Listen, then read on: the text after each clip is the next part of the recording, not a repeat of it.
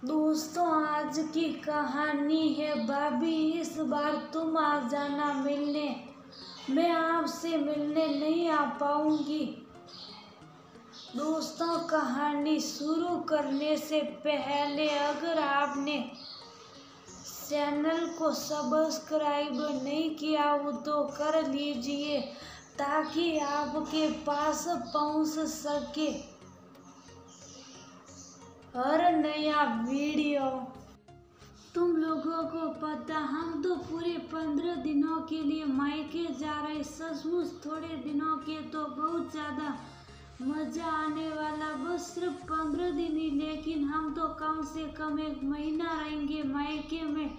साल में एक बार ही तो जाना होता है वहाँ पर, वरना तो साल भर वही सुल्ला शौकी बैठ कर संभालो। हाँ, ये तो तुम बिल्कुल सही कर रही हो। हाँ, और नहीं तो क्या, ये गर्मी की छुट्टियां भरी तो मायके में मस्ती कर पाते। मैंने तो इनसे साफ बोल दिया, जब तक जी आएगा तब तक मायके में रहूंगी। मुझको जबरदस्ती बुलाने की जिद मत करना। और हमने तो मायके वालों के साथ ही हिल स्टेशन पर ही घूमने का प्लान बना लिया, क्योंकि कब से भैया भाभी कह भी रहे थे साथ चलने के लिए। इस बार बंटी के पापा भी वहीं पर आ जाएंगे, तो सब लोग वहीं से किसी न किसी हिल स्टेशन पर घूमने चले जाएंगे। बहुत दिनों से एक साथ कहीं घूमने भी नहीं गए। अनुराधा के घर किटी थी और सारे किटी मेंबर्स किटी में इस बार सिर्फ इसी बात पर सेक कर चर्चा कर रहे थे कि कौन कितने दिनों के लिए मायके जा रहा। और ये स्वाभाविक भी है, क्योंकि गर्मी की छुट्टियों का शुभारंभ जो होने जा रहा था। लेकिन उन सब के बीच वैशाली बिल्कुल शुभ साफ आंखों में नमी लिए हुए वहीं पर बैठी थी, क्योंकि उसका तो मायका बसा ही नहीं था। भैया तो नौकरी के कारण भाभी और भतीजी के साथ विदेश में रहते थे, और जो मम्मी पापा के रहने पर मायके के साथ बंधन बंधा हुआ था, वह भी भगवान ने कोरोना काल में छीन लिया। वह तो इतनी बदकिस्मत थी कि मम्मी पापा के अंतिम दर्शन भी ना कर सकी, तड़प कर रह गई थी। लेकिन वो भी और उसके ससुराल वाले सभी मजबूर थे। कहाँ कोई किसी से मिल पा रहा था, बस पड़ोसियों के द्वारा फोन पर ही उन दोनों का हाल चाल मिलता रहा। भैया भाभी भी आने में पूरी तरह से असमर्थ थे। कभी कभी परिस्थितियाँ कितनी जटिल हो जाती, इंसान के हाथ में कुछ भी नहीं रहता। यही सब सोचते सोचते ना चाहते हुए भी उसकी आंखों से 2 बूंद आंसू उसके गालों पर ठलक के आए। लेकिन उसने झट से अपने भाई आए आंसुओं को पोंछने की कोशिश की कि कहीं कोई उसके आंसुओं को देख ना ले। लेकिन सभी मेंबर्स की निगाह उसके चेहरे की ओर पहुंची गई, और तभी सारे मेंबर्स को अपनी गलती का एहसास भी हो गया, क्योंकि कोई भी वैशाली की इन परिस्थितियों से अनभिज्ञ नहीं था। सॉरी यार, हम लोगों को बिल्कुल ध्यान ही नहीं रहा। सब एक साथ अपनी गलती महसूस करते हुए बोली, कोई नहीं यार, ये तो स्वाभाविक ही है कि गर्मी की छुट्टियां शुरू हो जाए और माए अपने मायके जाने की बातें ना करे। ऐसा तो बिल्कुल भी नहीं हो सकता। लेकिन कोई बात नहीं कि अगर मुझको अपने मायके जाने का सुख नहीं मिलता है, क्योंकि मेरी नंदन रानी तो अपने दोनों बच्चों के साथ यहाँ पर हम लोगों के पास आ जाती, और उन्हीं लोगों के साथ मस्ती करके हम लोग और हमारे बच्चे बहुत खुश हो जाते हैं। उन लोगों के साथ सचमुच बहुत मजा आता। पूरी छुट्टियां हंसी खुशी मस्ती करते हुए कब बीत जाती है बिल्कुल पता ही नहीं चलता।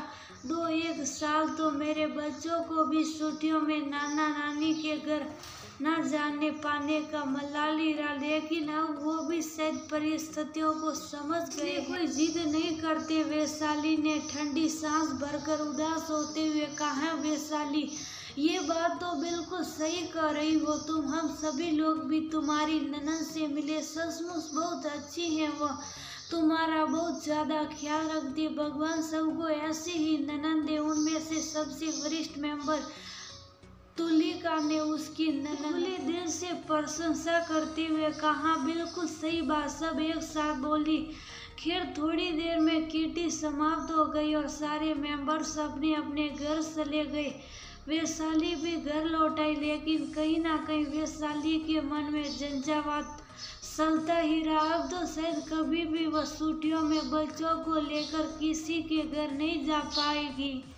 भाभी तो विदेश से यहाँ पर आने से रहे। मम्मी पापा के जाने के बाद सिर्फ एक बार ही आए थे और मम्मी पापा की सारी प्रॉपर्टी औने पौने दामों में बेच बसा कर चले गए। उस समय भैया भाभी ने बुलाया भी था कि तुमको जो कुछ भी चाहिए वो ले लो आकर। वो एक दिन के लिए गई भी थी, कुछ सामान नहीं लेने, बल्कि बस भैया भाभी से ही मिलकर लौट आई, क्योंकि पता नहीं फिर कब भैया भाभी से मिलना हो और का उनकी भारत लौटने की उम्मीद तो ना के ही बराबर थी। आखिर कौन लौटता है विदेश जाने के बाद, बस कभी कभार फोन पर ही बातचीत हो जाती। आज वैशाली का घर का काम करने में भी मन नहीं लग रहा था। किटी से तो सब कुछ खा पी कर आई थी, लेकिन फिर भी एक कप चाय बना ली और बालकनी में लेकर बैठ गई, क्योंकि सुहास को अभी ऑफिस से आने में देर थी और बच्चे भी सामने पार्क में ही खेलने के लिए गए हुए थे। अभी उसने चाय का एक घूंट सिप किया था कि मोबाइल की घंटी गनगना उठी। अरे वाह, जीजी का फोन है। वैशाली ने हुलस कर फोन उठा लिया। हेलो जीजी, बड़ी लंबी उम्र है आपकी, अभी भी मैं आपके ही बारे में सोच रही थी कि जीजी से बात करूं कि भला वो कब तक आ रही है, क्योंकि रुई और रंजन भी अपनी बुआ और भाई बहन का बेसब्री से इंतजार कर रहे हैं। वैशाली ने बहुत खुश होकर कहा, अच्छा भाभी, लेकिन इस बार हम लोग वहाँ पर नहीं आ पाएंगे। मैंने यही बताने के लिए फोन किया, उधर से नीमा ने कह ही रही थी। लेकिन तुरंत वैशाली बोल पड़ी, लेकिन जीजी ऐसा क्यों कर रही हैं आप?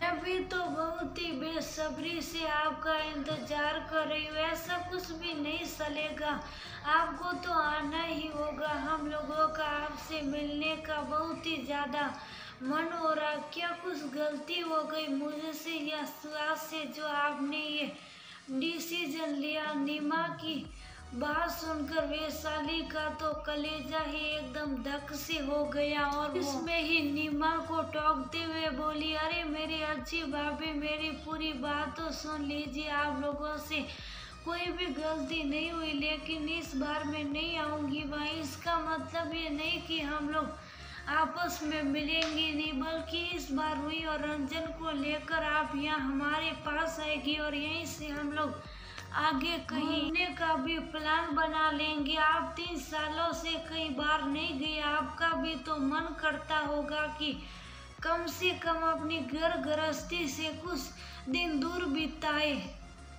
नीमा ने अपनी बात स्पष्ट रूप से रखते हुए कहा, लेकिन जीजी, क्या यह अच्छा लगेगा कि हम आपके पास आए? विपुल जी आखिर क्या सोचेंगे? फिर वैशाली ने मायूस होकर कहा, क्यों नहीं अच्छा लगेगा भाभी? और ये कौन सी किताब में लिखा है कि सिर्फ ननद ही छुट्टियां मनाने भाभी के पास आ सकती है, भाभी ननद के पास नहीं जा सकती? विपुल, नीमा का पति ने तो बहुत जोर देकर मुझसे कहा है कि इस बार भाभी को ही अपने पास बुलाएंगे। नीमा ने वैशाली को समझाते हुए कहा, लेकिन क्या आपके भैया मानेंगे? वैशाली फिर संस्कृत होकर बोली, भाभी, विपुल ने पहले ही भैया से बात कर ली है और बस आप अपनी फटाफट तैयारियां शुरू कीजिए। इतना कहकर नीमा ने फोन रख दिया।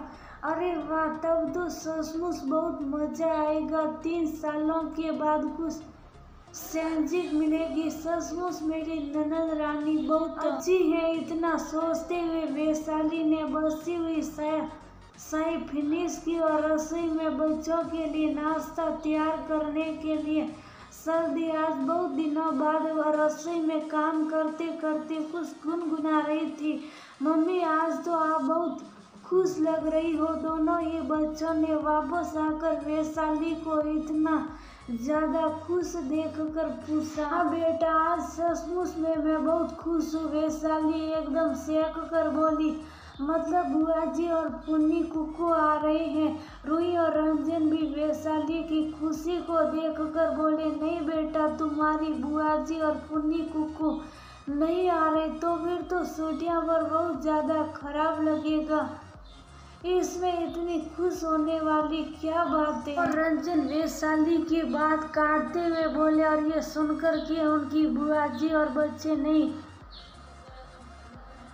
अरे दोनों के ही मुंह लटक गए। अरे अरे उदास ना हो, इस बार तुम्हारी बुआ जी ने हम लोगों को अपने पास गर्मी की छुट्टियां बिताने के लिए बुलाया है। वैशाली दोनों बच्चों का घूमते हुए बोली, सच्ची मुसी मम्मी, सच्ची मुसी बेटा, तब तो सचमुच बहुत मजा आएगा, क्योंकि हम लोग बड़े दिनों के बाद गर्मी की छुट्टियों में कहीं जाएंगे। दोनों बच्चे तो हमारे खुशी के जैसे उछलने ही लगे। अब बस जल्दी से तुम लोग भी अपनी अपनी तैयारी शुरू कर दो। हम लोग 3 दिन में बुआ के पास चलेंगे। वैशाली ने भी मन ही मन अपना प्लान बनाना शुरू कर दिया कि क्या क्या कपड़े और क्या क्या सामान लेकर चलना है, क्योंकि आज सचमुच 30 सालों बाद ये मौका आया था और कुछ ही दिनों बाद वैशाली सब परिवार अपनी ननद के घर बच्चों के साथ मस्ती